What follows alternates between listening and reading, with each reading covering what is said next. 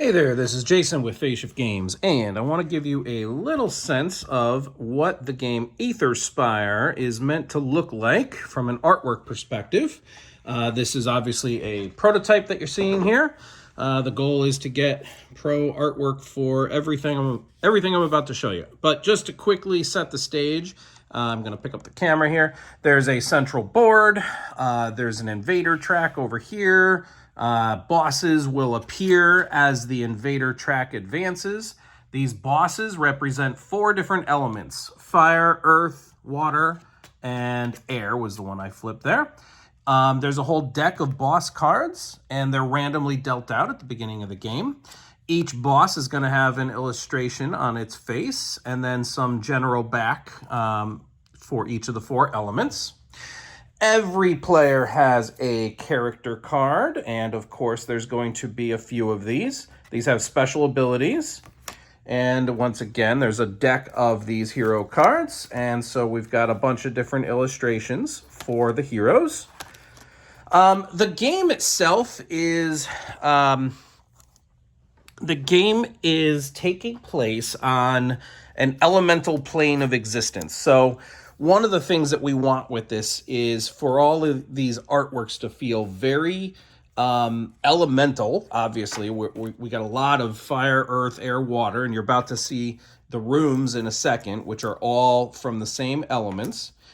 So we also want it to feel very fantasy, very otherworldly, very vibrant, and unique, because this is not Earth. This is not a place on our world. This is another plane of existence. So that's an element we want to have come out very loud and clear in this game. So now let's look at the rooms, which is what this game is all about. You're going to be drafting these rooms. There's some face-up rooms here. And then you're going to be placing those rooms in the fortress, which is in the center of the table, and building. So let's just show you really quick how this works. Once again, the rooms are going to follow the different elements. So that's an air room, earth, water, fire, right? And there's decks here, stacks of these tiles with all the different elements. So let's say I wanted to build this level. Now, at the beginning of the game, there's nothing in the fortress, so I can just build that on any of these 3 spaces. Now that that's there, what's going to happen is each turn, everyone's going to roll some dice, and then you can start to place these dice in these spaces in the fortress. So this one says I need a 1 through 6, and then I have to meet that on all the other 3 spaces. They have to be equal. So there's a 1, there's a 1, there's a 1, and this one's a 4, so I can't place that there. But maybe I have a special ability on my character that lets me re-roll, and let's say I got that 1. All right, so now I've got a 1 there. I've just filled up that section of that card, so now I can take one of my medium room sizes and place that on top. And that is now building up from there. And now I need a 1, 6, or a 3 and a 4 for those 2 smaller rooms. So let's say later on, I get that 3 and the 4. Now I can take one of these small rooms and build that up there. All right. Now what we're ultimately trying to do is build up spires of the 4 different elements. And once I get to a certain height for each of the elements, let's say I got the air, which is the purple, all the way up to level 4, I would defeat that air boss and I'd flip him or remove the card. And at the end of the game, once I've defeated all 4 bosses, the players win. It's a cooperative game. And there's some bonuses. You get like a spire effect. You put a spire on top of the the stack once you've completed it, and you get a bonus, etc., etc. So it's all about the building.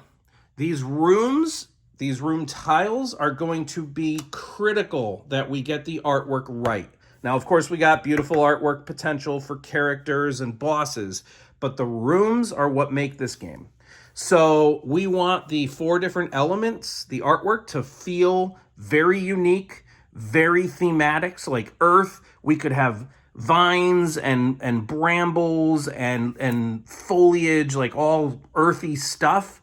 And you could have outlines for, like you see here, the room outline. That could be like a piece of bark from a tree coming up, around the edges. So there's a lot of potential for interesting stuff.